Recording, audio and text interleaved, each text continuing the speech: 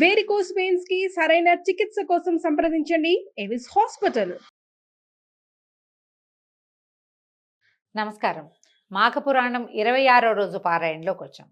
ఈ రోజున మాఘ బహుళ ఏకాదశి, విజయ ఏకాదశి అంటారు. ఎవరెవరు ఉపవాసం ఉండదలుచుకున్నారో ఆ ఏర్పాటు చేసుకోవచ్చు. పగలు ఉపవాసం ఉండి పగలు రాత్రి కూడా మొత్తం రోజంతా ఉండొచ్చు. ఉండలేని వాళ్ళు ఏదైనా ఫలహారం లాంటిది తీసుకుని ఉపవాసం ఉండొచ్చు. మర్నాడు 7వ తారీఖు ఉదయమే ద్వాదశి పారాయణ చేసుకోవచ్చు. అవకాశం ఉన్నవాళ్ళు ఉపవాసం ఉండండి. లేదా ఏమో ఉపవాసం అంతా పూర్తిగా అన్నం మానేసి ఉండలేమండి అంటే 2 పూట్ల ఏదైనా ఫలహారం చేసైనా ఏకాదశి ఉపవాసాన్ని ఉండొచ్చు. అయితే ఇప్పుడు మనం ఏం కథలో ఉన్నాము? సులక్షణ మహారాజు కుమారుడు లేక ఆయనకి భగవంతుడు ఇచ్చిన అవకాశం ప్రకారం జన్మించినటువంటి కుమారుడు అడవిలో పక్షులతోటి పెంచబడి చివరికి ఒక ముని భార్యలతోటి సంరక్షించబడి మళ్ళీ అడవికి చేరిపోయాడు. విధి ఎంత విచిత్రమైందో చూడాలి. పాపం ఆ బాలుడి జాతకం ఏమిటో కానీ కన్నతల్లి పుట్టుకతోటే ఇది అబ్బాయి పుట్టాడు, ఆవిడేమో క్రూర మృగానికి బారిన పడి కన్నుమూసింది. ఇప్పుడు పెంపుడు తల్లేమో అడవిలో పడేసి వెళ్ళిపోయింది. పాపం ఆ బాలుడికి దిక్కెవరు? దీనుల్ని కాపాడడానికి దేవుడే ఉన్నాడట్టుగా ఈ శ్రీహరే అతన్ని సంరక్షించాలి. నా అన్నవాళ్ళు కనపడక ఆ నిర్జన వన ప్రదేశంలో ఆ బాలుడు ఏడ్చేటి ఒక తులసి మొక్క సన్నిధిలో నిద్రాదేవి ఒడిలోకి జారుకున్నాడు. పిల్లాడు చంటెప్పుడు అంటే ఏడాది వయసు అప్పుడు అడవిలోనే ఉన్నాడు. వాడికి అడవి కొత్త ఏం కాదు. కానీ 3 ఏళ్ళు మనుషుల ఆలనా పాలనాలో ఉన్నవాడు, మనుషుల సాంగత్యంలో ఉన్నవాడు. ఒంటరితనాన్ని సహించలేం. మనం కూడా మనుషులతోటి ఉండటం అలవాటైతే ఒక 10 రోజులు ఆ చుట్టాల ఇంటికి వెళ్ళామనుకోండి, వాళ్ళ ఇంట్లో మంచి సందడిగా ఉంది. 11వ రోజు మన ఇంటికి వస్తే ఇల్లు బావురుమంటున్నట్టు ఉంటుంది. ఓ 2 చుట్టాలు వచ్చినా సరే వాళ్ళు వెళ్ళిపోయిన తర్వాత మన ఇల్లు ఖాళీగా తోస్తుంది మనకి. మానవ సాంగత్యం, మనుష్య సాంగత్యము అలాంటి ఇబ్బందిని కలగజేస్తుంది. పిల్లాడు దిక్కుమాలిపోయాడు పాపం. అడవిలో ఎటు చూసినా చెట్టు చేమలు తప్పిస్తే ఏమీ లేవు. చాలా బికమొహం వేసుకుని అటు ఇటు తిరిగాడు. ఓ చెరువు పక్కన ఏవో తులసి చెట్లు ఉంటే ఆ తులసి మొక్క సన్నిధిలో పడుకుని నిద్రపోయాడు. ఈ తులసి మొక్క మీద చెయ్యేసి పడుకున్నాడేమో. తులసి మాత అతన్ని కరుణించింది. రాత్రిపూట ఎలాంటి అపాయాలైనా జరగచ్చు. ఇతని తల్లినే ఒక క్రూర మృగం తినేసింది. చిన్నపిల్లాడు ఎదిరించలేడు, పరిగెత్తలేడు, పారిపోలేడు, తిరగబడలేడు. అలాంటప్పుడు ఏ క్రూర మృగమైనా ఈ అబ్బాయిని వేసుకుపోవచ్చు. ఆ తులసి మాతే కరుణించినట్టుగా రాత్రి ఏ అపాయము జరగలేదు.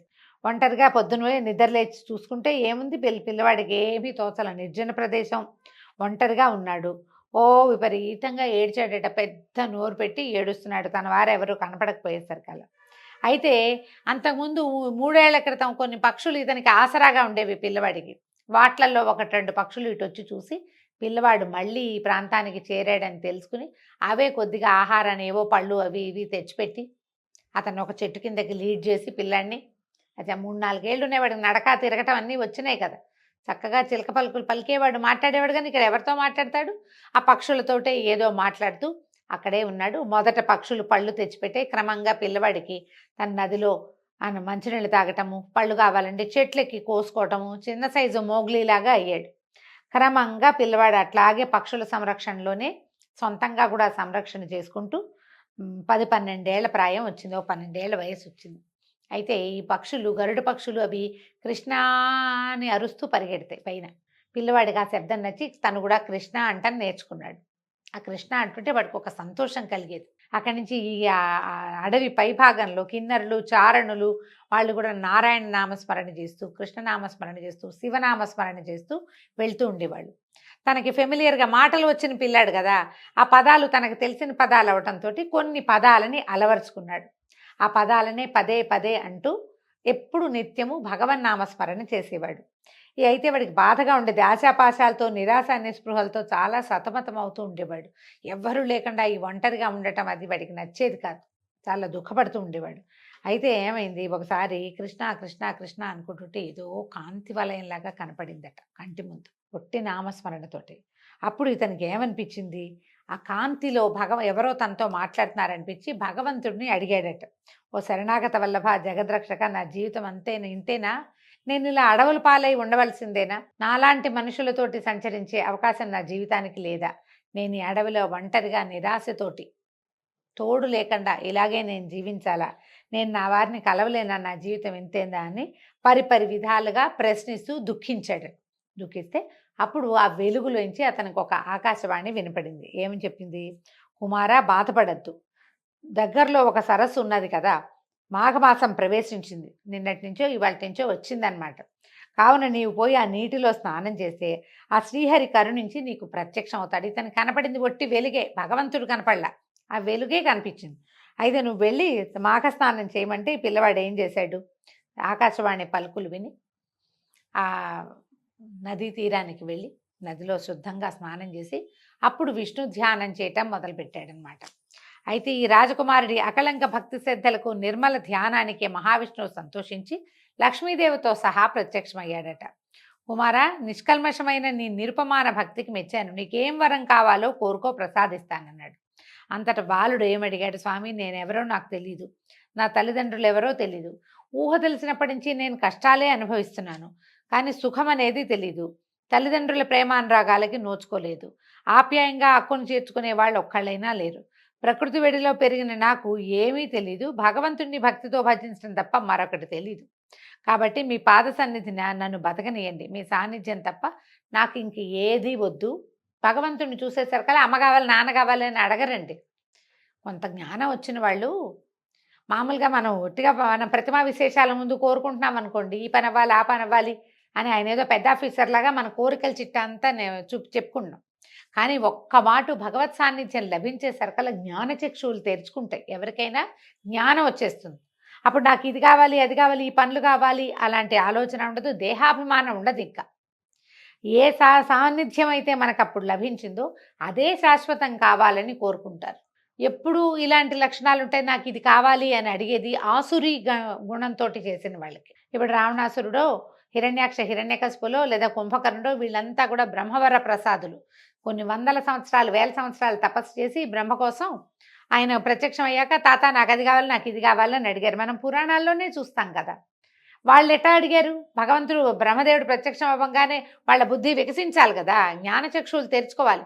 వాళ్ళు జ్ఞానచక్షు అనేది లేకుండా పుట్టుంటారు ఒకటి. రెండోది ఏంటంటే వాళ్ళకున్న అజ్ఞానం ఏమిటి, ఎవరినో జయించటానికి ఒకటి సాధించటానికే వాళ్ళ తపస్సు. కోరికతోటి తపస్సు చేస్తే ఆ కోరికే తీర్చుకునే మార్గమే ఆలోచిస్తారు. నిష్కామమైన భగవద్ధ్యానం చేస్తే ఏ కోరికలు ఉండవు మనకి. భగవత్ సాన్నిధ్యం లభిస్తే ఆ సాయుధ్యముక్తో సామీప్యముక్తో కావాలని కోరుకుంటారు. కామ్యంగా చేసే విధానం ఎప్పుడూ వేరు. మనం ఒక కోరికతోటి చేస్తే మనము చూడండి ఏదో బయట పెట్టుకుంటాము, ఫలానా పని అవ్వాలి, రోజు వినాయక పూజ చేస్తాను, ఈ పని అయ్యాక వినాయక పూజ మానేస్తామా లేదా, మానేస్తాం.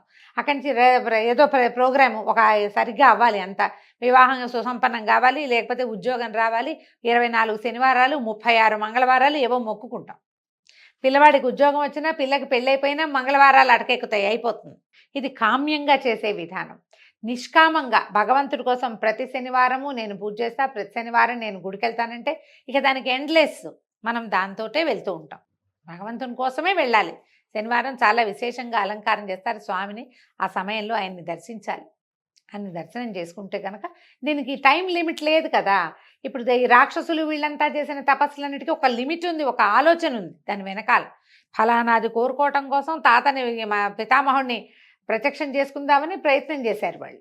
ఈపై అట్లా చేయలే, స్నానం చేశాడు, దండం పెట్టుకున్నాడు. ఇక అదే పనిగా ఏ వెలుగునైతే తను చూశాడో ఆ వెలుగుని ప్రత్యక్షీకరించుకోవడానికి స్వరూపంతో చూడడం కోసం ప్రయత్నం చేశాడు. ఆయన చూసేసరికల్లా పిల్లవాడికి ఇంకా ఏమీ లేదు, ఇంకేం అక్కర్లేదు నాకు, నేను నీ దగ్గరే ఉంటాను, నీ పాదాల దగ్గర చోటు ఇవ్వమని అడిగాడు. అడిగితే అపార కరుణా సముద్రుడు దయాంతరంగుడు అయినటువంటి శ్రీమన్నారాయణుడు ఆ పిల్లవాని పలుకుల్నికి పరవశించి, ఓ రాజకుమార, రాజబిడ్డకి నిరాశ పనికిరాదు, నీకు ఇంకా నువ్వు భూలోకంలో ధర్మయుక్తంగా పరిపాలన చేయవలసి ఉన్నది, ఇంకా అవకాశం ఉంది నీకు. నీ తండ్రి రాజ్యమునేలే ధర్మప్రభువైన సులక్షణుడు, అతడు వృద్ధుడయ్యాడు. కనిష్ట భార్య మరియు నీ తల్లి అయినటువంటి ఆమె ఎక్కడ పోయిందో తెలియక తల్లడిల్లిపోతున్నాడు. పుట్టిన బిడ్డ ఏమయ్యాడునని పుట్టెడు దుఃఖంతో ఉన్నాడు. కాబట్టి నువ్వు నీ తండ్రి దగ్గరికి వెళ్ళి కన్న తండ్రి రుణం తీర్చుకో అంటూ అక్కడికి సమీపంలోనే తపస్సు చేసుకుంటాం ఒక మునీశ్వరునికి అప్పగించి భవిష్యత్ కార్యాన్ని ఆయనకి స్వప్న నిర్దేశం చేశాడు. ఫలానా సరస్తీరంలో 12 సంవత్సరాల కుమారుడు ఒకడున్నాడు. ఆ పిల్లవాడిని తీసుకెళ్లి సులక్షణ మహారాజుకు అప్పచెప్పి నా ఆజ్ఞగా అతన్ని కుమారునిగా స్వీకరించమని, అతడు సులక్షణుని యొక్క కుమారుడు అని చెప్పమని ఒక ముని గారికి ఈ పనిని అప్పచెప్పేసి మునీశ్వరుడికి ఆయన విష్ణువు అంతర్ధానమయ్యాడట. అప్పటికే పుట్టిన బిడ్డ ఆఖరి భార్య ఇద్దరు ఏమయ్యారో తెలియని వృద్ధ సులక్షణ మహారాజు తీవ్ర మనస్తాపంతో ఆశ చావక 12 సంవత్సరాలు గడిచినా కూడా ఇంకా వారి కోసం వెతికిస్తూనే ఉన్నాడు. ఎక్కడైనా భార్య, పిల్లవాడు దొరుకుతారేమో అని వెతుకుతూనే ఉన్నారు. ఈ బిడ్డ మీద బెంగతో, అంటే తన రాజ్యానికి ఉత్తరాధికారి అని భావించాడు గర్భస్థ శిశువు. పిల్లవాడు దొరకపోయేసరికల్లా ఈ పై వాళ్ళకి పిల్లలు పుట్టే అవకాశం ఎలాగూ లేదు. మంత్రించిన పండు దొరికింది ఒకటి. ఆ ఒకదాని ఫలితము ఆవిడ గర్భంలో ఉంది. ఆవిడేమో పిచ్చెత్తి వెళ్ళిపోయింది. ఏమీ చేయలేక ఆయన అట్లా దిగులు పడుతూ చాలా దుఃఖంతోటి ఉన్నాడట. ఈ సమయంలో ఈ మునీశ్వరుని వెంట ఈ 12 సంవత్సరాల రాకుమారుడు వెళ్ళాడు. ఈ ముని బాలుడి వృత్తాంతమంతా రాజుకు విన్నవించాడు. సంతోషించాడు రాజు చాలా. కనిష్ట భార్య మరణించినందుకు బాధపడాలో, ఈ పిల్లవాడు దొరకడు, ఇక అసలు అవకాశమే లేదనుకున్న బిడ్డ దొరికినందుకు సంతోషించాలో తెలియక ఆయన చాలా సంతోష విచారాలతో తబ్బిబ్బైపోయాడు. బాలుడిని కౌగిలించుకుని మనసారా ముద్దాడాడు. ప్రపంచం అంతా సంతోషించిందట. ఆయన రాజ్యంలో ఉన్న వాళ్ళంతా 12 ఏళ్ల తర్వాత ఈ పిల్లవాడు లభించడం. ఇప్పుడు ఎక్కడి నుంచో వచ్చిన పిల్లాన్ని ఎటా నమ్ముతాం, గుర్తులేమున్నాయి, ఆధార్ కార్డు లేదు, ఇలాంటివి భావించే రోజులు కావు. మునివాక్యాలు నమ్మే రోజులు. ఋషివాక్యము, మునివాక్యము, పండిత వాక్యము, బ్రాహ్మణ వాక్యము, వీటిని ఆజ్ఞగా శిరసావించే విధానం ఉన్న కాలం కాబట్టి ఆయన విష్ణువు కల్లోకి వచ్చాడు. ఆయన ఇట్లా చెప్పాడు విష్ణుమూర్తి, ఈ పిల్లవాడు నీ కుమారుడు అని చెప్పి అపజెప్పంగానే రాజు ఎంతో సంతోషించాడు. రాజ్యంలో వాళ్ళంతా ఎంతో ఆనందించారు. సకలోపచార సత్కారాలు చేసి మునిగారిని గౌరవ మర్యాదలతోటి సాగనంపారు. తర్వాత 12 సంవత్సరాల పిల్లవాడికి అప్పటిదాకా జాతకర్మ లేవు, వాడికి బారసాలు లేదు, ఏమీ లేదు. అప్పుడు జాతకర్మాది క్రియలన్నీ నిర్వహించి సుధర్ముడని నామకరణం చేసి విద్యాబుద్ధులు చెప్పించి తదనంతరము అతన్ని రాజ్యాభిషేక్తుని చేశాడు. ఈ విధంగా మాఘస్నానం చేయటం వల్ల పిల్లవాడికి మళ్ళీ తన రాజ్యం లభించింది. ఇదే మాఘస్నానం సరిగ్గా చేయకపోవటం వల్లే రాజుగారికి సంతానం లభించలేదని, దానికి ఋషులు మునులు మంత్రించిన పండిచ్చారని కథలో చెప్పబడిందండి. ఈ విధంగా ఈ కథ ఇవాళకి పూర్తయింది. రేపు ఉదయం మళ్ళీ 27వ రోజు పారాయణలో కలుసుకుందాము. నమస్కారం.